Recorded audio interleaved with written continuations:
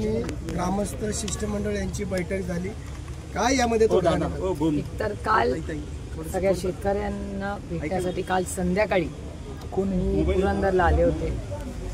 सविस्तर काल चर्चा झाली आणि 2-3 निर्णय आम्ही सगळ्यांनी ग्रामस्थ म्हणून घेतले।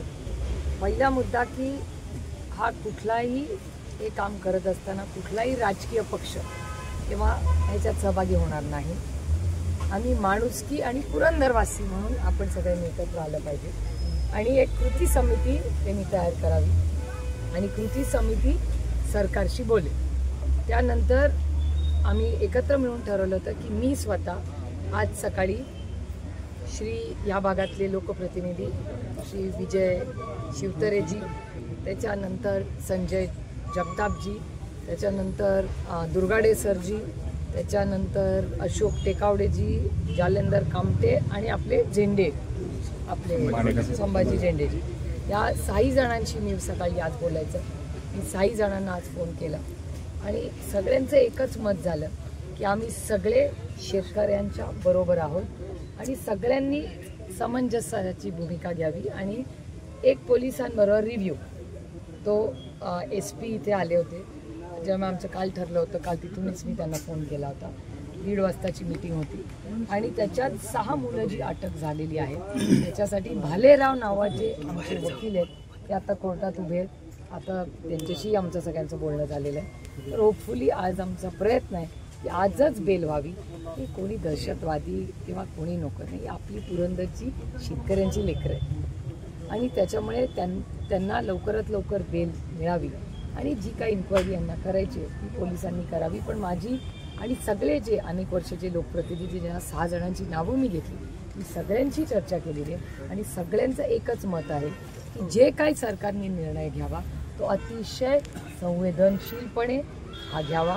आम्ही महाराष्ट्राचे माननीय मुख्यमंत्री आणि दोन्ही उपमुख्यमंत्री एकदा यांची कृती समिती ठरली की त्या सगळ्यांना घेऊन आम्ही सगळे मी 6 जणांना विनंती केली की आपण सगळे एकत्र मिळून माननीय मुख्यमंत्री दोन्ही उपमुख्यमंत्र्यांची भेटूया।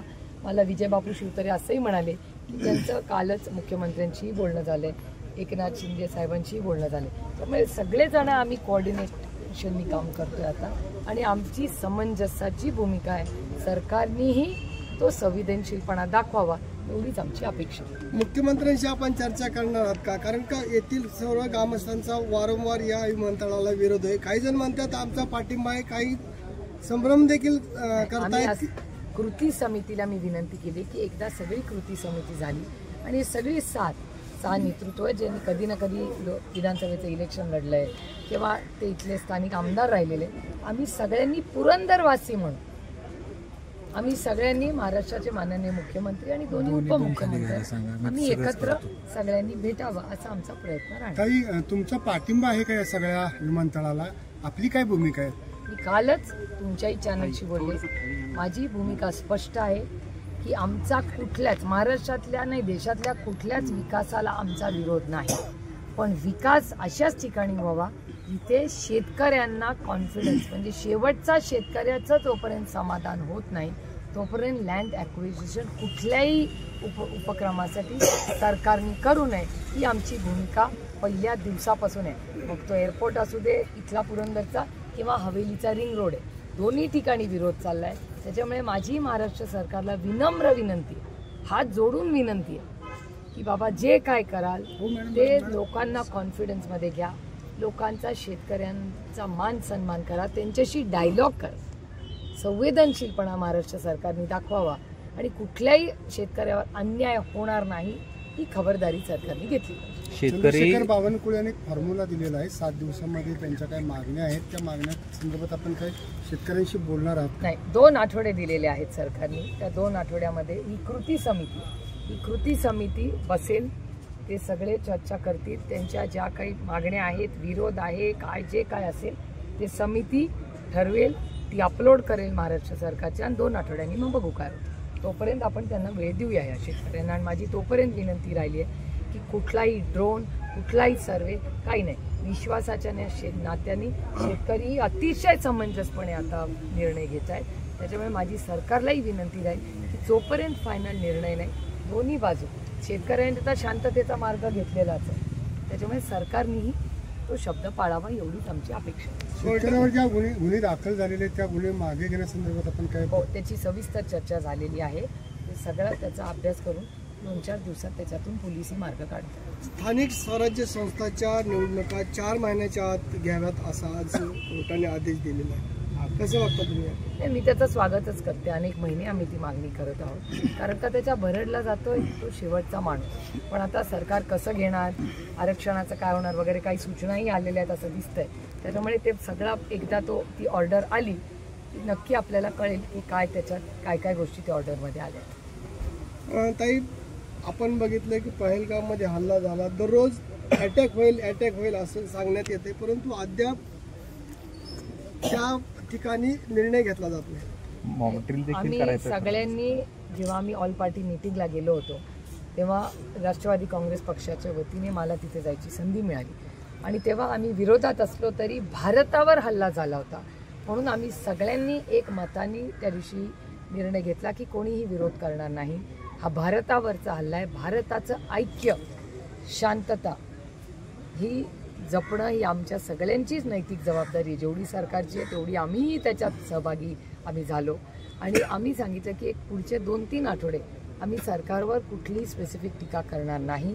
आता आम्ही एक तर मागणी करतोय की पार्लमेंटचं एक सेशन घ्यावं, त्याच्यात सविस्तर याच्यावर भारत सरकारने काय झालं हे देशालाही सांगावं, पार्लमेंटलाही सांगावं आणि त्यातून पुढे काय सरकारच्या मनात आहे ती भूमिका दिली स्पष्ट करावी. पण आता 15 दिवस झालेत आम्ही सातत्याने भारत सरकार काय निर्णय घेत आहे याची वाट बघतो. मॉकड्रिल बऱ्याच ठिकाणी करायचं ठरवलेलं आहे, पुणे असेल, पिंपरी चिंचवड आणि देशात इतर ठिकाणी. कसं बघतात? ठीक आहे, मॉकड्रिलची मागणी केली आहे, त्याच्यातून काही नुकसान नाही. तर मुंबईमध्ये सकाळपासून छापेमारी सुरू आहे. मिठी नदीमधील जो घोटाळा झालेला आहे या संदर्भातली आर्थिक गुन्हे शाखेकडून सगळी छापेमारी सुरू. छापेमारी खूप वेळा होत असते. अनेक छापेमारी किंवा केसेस झालेले आहेत की तुम्ही म्हणताय हे मी तुमच्याचकडून ऐकते, पण अनेक लोकांवर केसेस ही आजही ओपन झालेल्या आहेत असं वाचनात आलं. तुमच्याच प्रेसमध्येच आलं की देवकर आप्पांचे पण केस आज उघडलेली आहे असं आलेलं आहे. प्लस आता ही छापेमारी चालली आहे. तर कुठल्या संदर्भात ही चालली आहे माहिती नाही, पण साधारणपणे गेले अनेक वर्ष हे एजन्सीज या बऱ्याच ॲक्टिव्ह आहेत असं दिसतंय आपल्याला.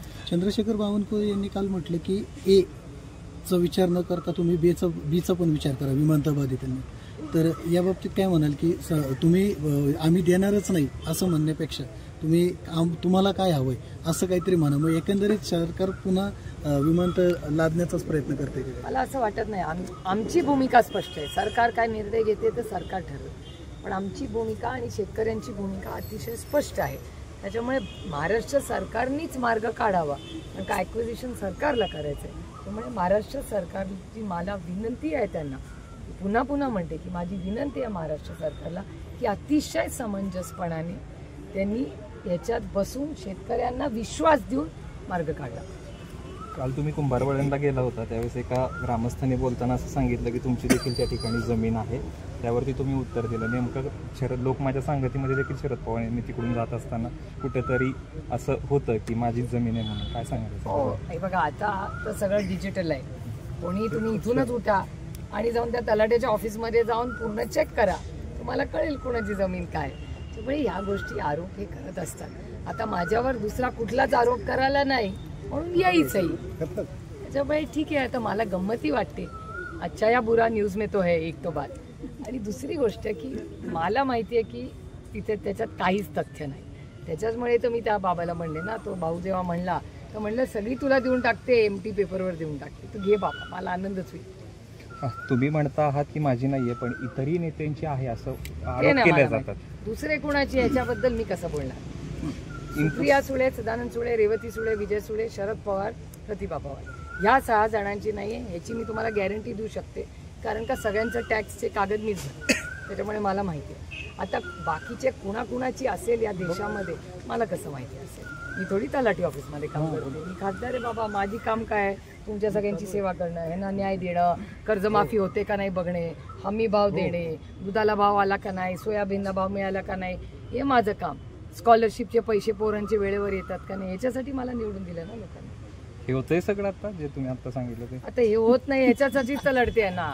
आता मगाशी ते बाबा कुठे गेले आपले, त्यांनी मला मगाशीच एवढं मोठं पत्र दिलंय की मुख्यमंत्र्यांकडे चला, आपल्याला हे सगळं काम करायचंय. अहो एक कसं असतं की विरोधी पक्ष आणि सत्तेत विरोधाला उगाच विरोध करत बसायचा नाही, हे माझं राजकारणही नाही आणि वैयक्तिक तर मी कधीच कोणाबद्दल बोलत नाही.